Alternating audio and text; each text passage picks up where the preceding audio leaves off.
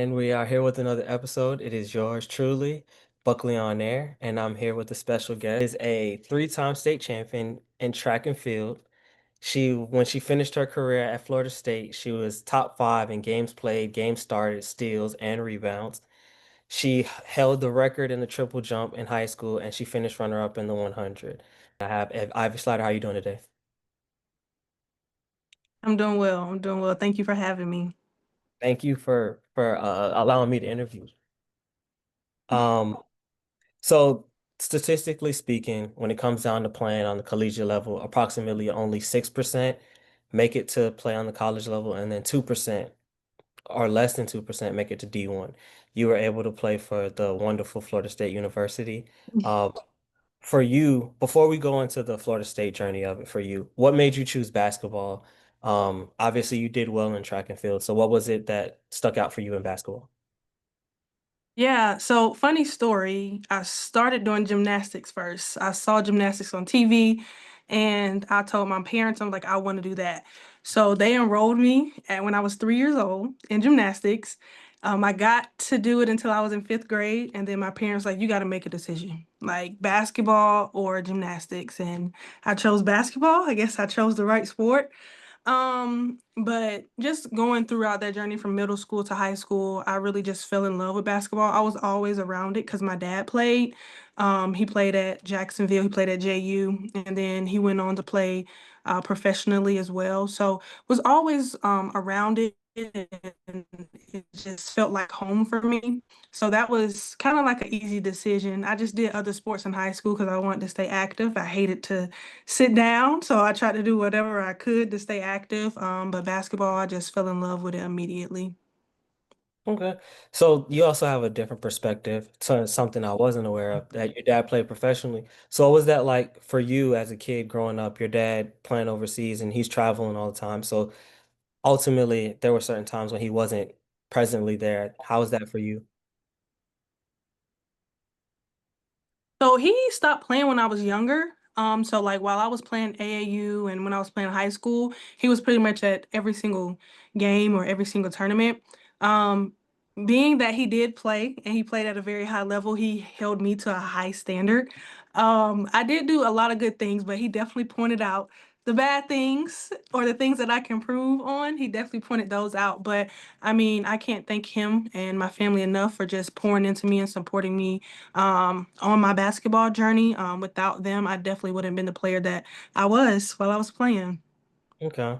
So obviously you were really good in high school. You were in what, number 79 in the country, Hmm. came out. Something like that. Something like Something like that. Um, that. so for you, what made you choose FSU of all the schools that was recruiting you? Yeah, it was a family environment. Usually, when you go on visits, people try to make it seem something bigger than what it is, or they try to, hide certain things. And Florida State was authentic. They were real. They were very genuine. And I really felt that. And it was not far from home, so it was a drivable distance. But as soon as I stepped on campus, and then I met all the coaches, I absolutely fell in love. I hung out with the players as well, and they made me feel so welcomed. And just Tallahassee itself, I mean, I love it. It definitely will always have a piece of my heart. But that's really why I chose Florida State. It was that family atmosphere that I felt immediately when I stepped onto campus. Was there another school that you considered going to? Florida. Florida. Those were my top two choices. I told my mom after I took all my visits, because, when I was coming out of high school, you only could take five. Now it's unlimited. And I canceled two of them, went on a visit to Georgia, and then went on a visit to Florida, and of course, Florida State. And I told my mom, I was like, I'm going to be in Florida. I don't know what school yet, but I'm going to definitely be in Florida. So those were my top two Uh, choices, the two rivals. Yeah, yeah. We wouldn't be having this conversation if you went. No, but what coach was like heaviest in your recruiting process? All of them were pretty heavy, but I think the heaviest was Coach Brooke. Um, just because I was her position. She was my position coach when I was in college. So she came to a lot of my high school games. We talked a lot, but I mean, once you get into like your senior summer and things like that, and schools start recruiting you heavy, you really hear from all the coaches, the entire coaching staff. But Coach Brooke was pretty heavy in my recruiting process. Okay. And so you ultimately chose FSU. Um, you definitely enjoyed some great times at FSU because I feel like that was probably what the best years that Florida State had had in school's history.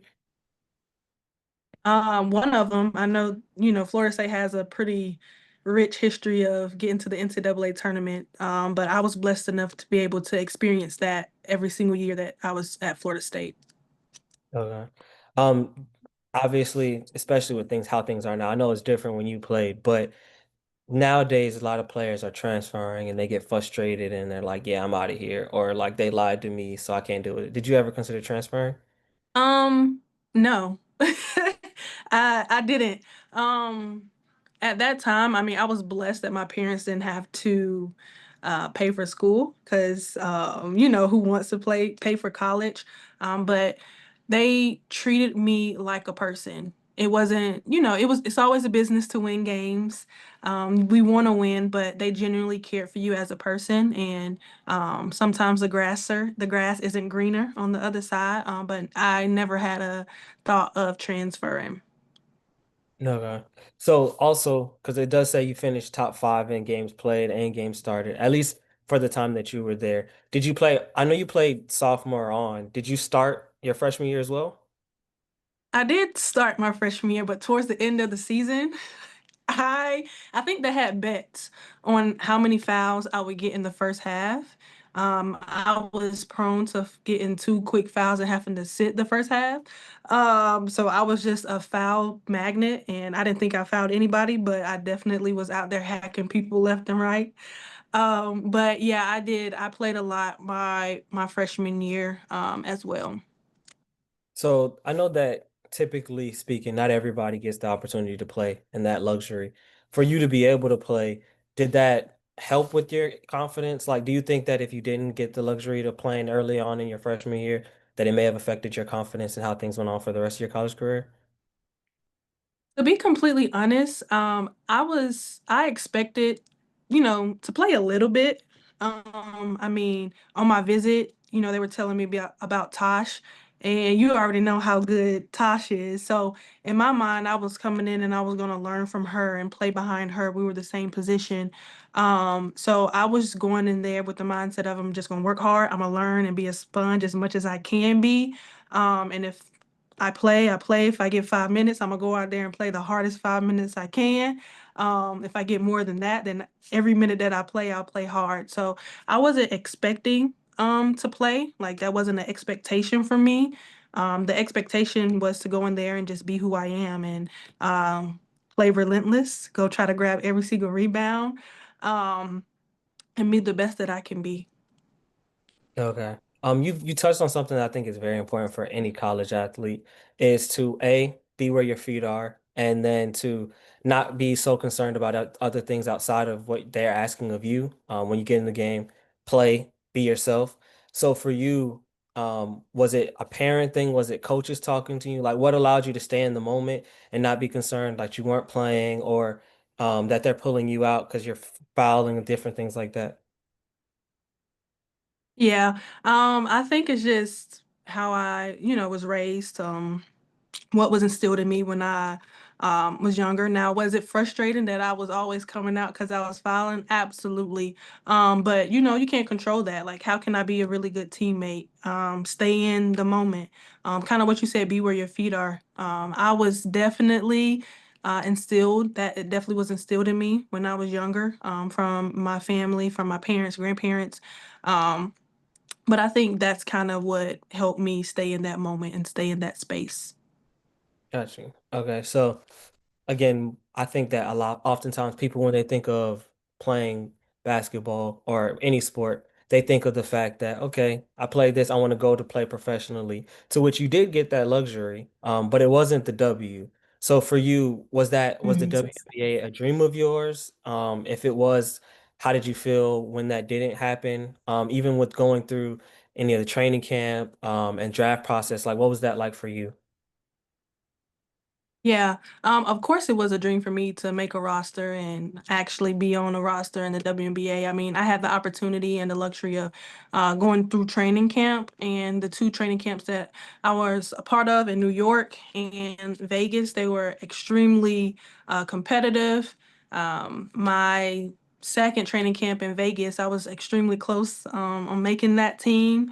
But I mean, I definitely got that experience. I was able to play some WNBA games. When you're part of training camp, you were able to get a jersey with your name on it. So no, it wasn't like making a roster, but I still had the opportunity to actually play in some WNBA games. So definitely blessed and fortunate to have some jerseys and say that I was able to play in some games.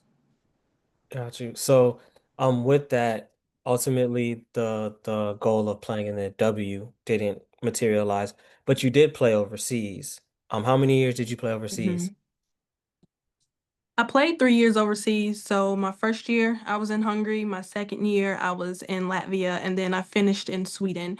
So all of my years I played in Europe, some cold places, but the experience that I had was amazing. Okay. And then in speaking in reference to playing overseas, obviously with playing overseas, you're not signing long-term contracts. So what was it like for you to have to go from one team 1 year to the next team the next year and then the other team the third year?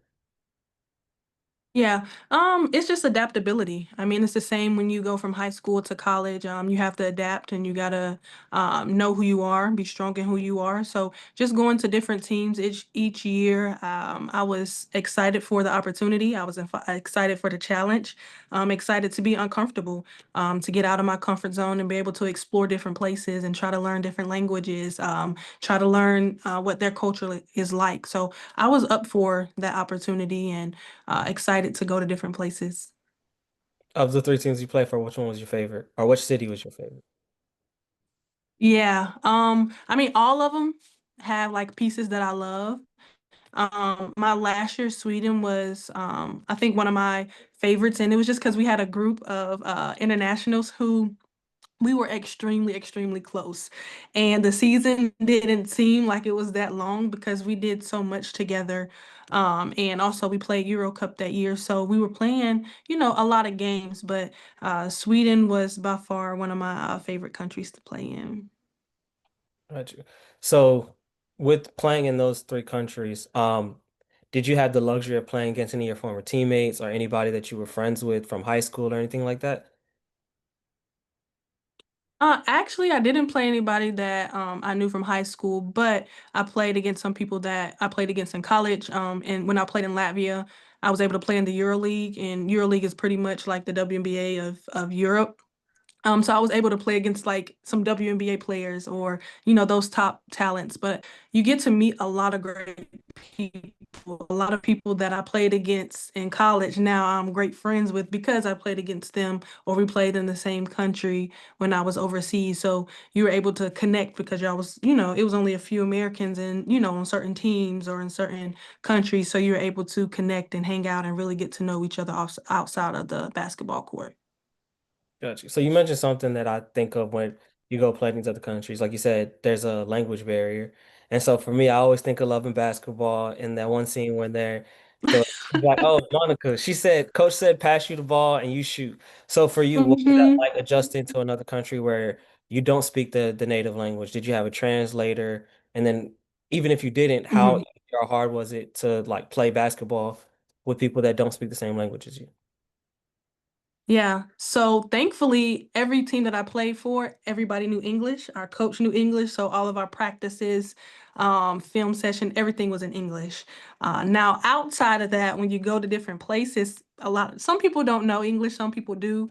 So that is when it kind of gets complicated. I make a joke all the time about how like I didn't like a lot of stuff prior to going to Europe to play. And then when you get there, it's hard for you to be like no tomatoes or no onions, no bell peppers, and then you just like, okay, I guess I got to eat them. And then you try them, and it's like, oh, these actually aren't bad. So like now my palate, I guess, is matured. I don't know, but I'm not as picky or anything anymore. So outside of the court, it was a little difficult. Usually, you had somebody that was from that country that went around and helped you kind of translate and stuff, but In Latvia and also in Sweden, a lot of people knew English, especially the younger generation. So it was a little easier in those countries. Okay. So for you, you played 3 years. Obviously, when you stop playing, you're still young. What went into your decision to stop playing? Um, COVID. COVID hit.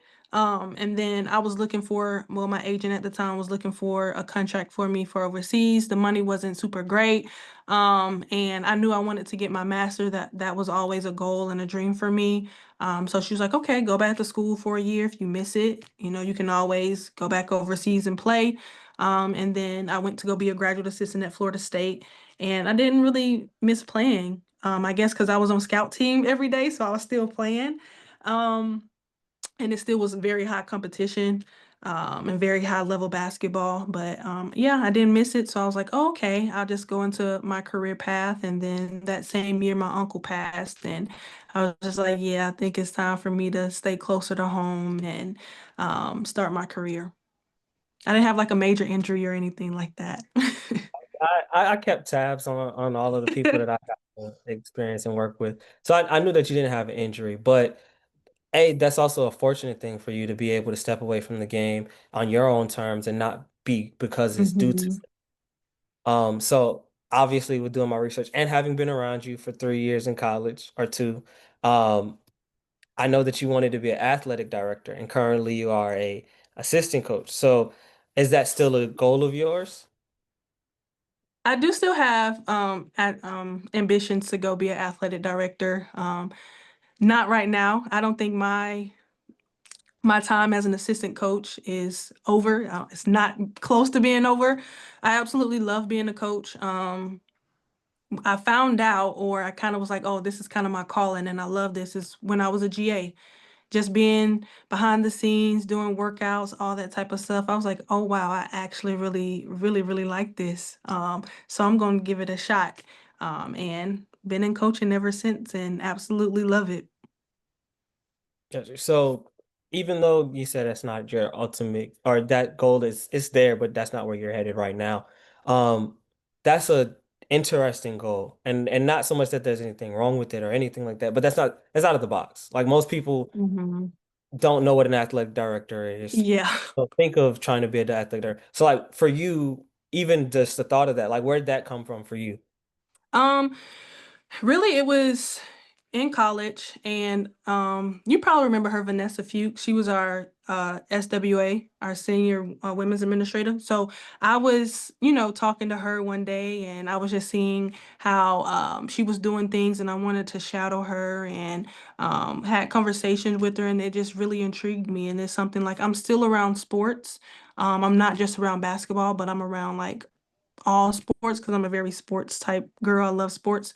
And I was like, that's something that I want to be a part of. Just, being a person that is connected to all different sports and connected to different people and different coaches. And I think that's kind of why I wanted to get into athletic administration. Got you.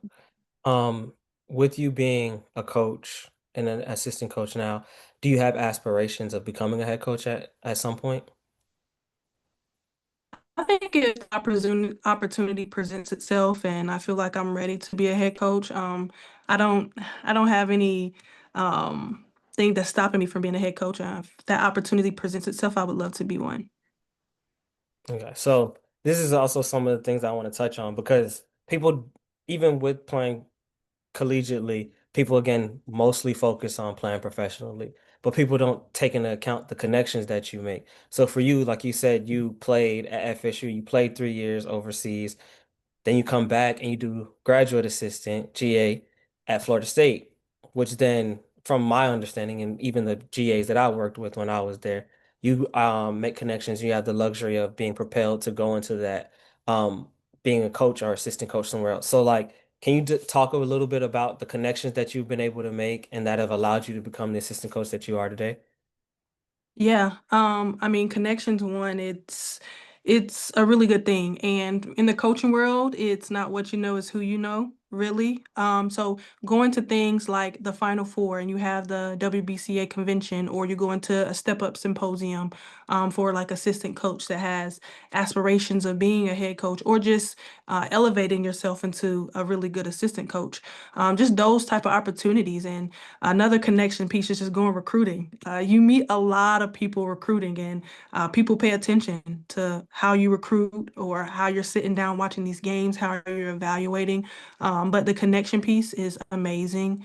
Um, I'm lucky to know Sue Morale and play for her. A lot of people know her. A lot of people love her. Same with Coach Brooke. I think also it's just your reputation. It's how you present yourself, because they ask people. People know people that know people that know people. So the more you can present yourself in a professional manner, or have, people that can speak to you, speak about you in a positive way, I think that also helps propel your career. Got you. So I know you're a very family-oriented person. You are currently at Presbyterian, correct? Correct. Okay. So for you, and that's in North Carolina. South Carolina. South Carolina. Okay. South So Carolina. Yeah. you're from Georgia. You're now coaching in South Carolina, and also something that I have with doing my research, you are now a mother. How has that been Mhm. for you? It is hard. I'm not going, to sugarcoat anything. It really is hard being a mom and coaching. But if it was easy, everybody would do it. But I love being a mom. I love having my son around our women, and him watching our men practice and things like that. He absolutely knows how to play basketball now. He knows that you're supposed to shoot the ball in the net. He knows how to dribble. Um, but I have an amazing boss in Tiffany Sarden, who understands, the balance between being a mom and being a coach. And actually, before I took this job, I was 8 months pregnant. And a lot of jobs that I was interviewing for, I wasn't getting them. And I'm not saying I wasn't getting them because I was pregnant. But it's kind of hard to hire someone that's 8 months pregnant, about to have a baby, and then the things that follow having a baby and you're out for a little bit. But Tiffany took a chance on me, and I'm forever grateful for her and the opportunity. Loyalty is really big to me. I'm a very loyal person. So super grateful for that. But it can be hard sometimes. Last season, my son didn't stay with me. He stayed with my parents during the season, just because it was very stressful. It was hard. So sometimes those were some sad days and things like that. But I try to keep myself in a positive mindset and saying, this is all going to be good, and it's all for him. Okay. So with you doing all the traveling and him being there, like you said, again, you are a family person, but you also spoke about loyalty. So nowadays NIL is a thing. For you, first I want to ask, when you were there, when you were in college, the NIL wasn't a thing. But if it was, how do you think you would have fared? I honestly don't know, to be completely honest. I mean, it's a wild thing to think about. Like, we we thought we had money. We thought we was banking when we were in college, moving to a place where it's a little cheaper. We have a little bit more money in our pocket. But I mean, I've never been a person to, money is just consuming me or anything like that. But I mean, I would think I would have, little NIL deals here and there. But I honestly don't know how it would fare. Well, I mean, NIL, it's a wild place. All the stuff I hear about, I just like that's crazy. It's wild. It's But wild.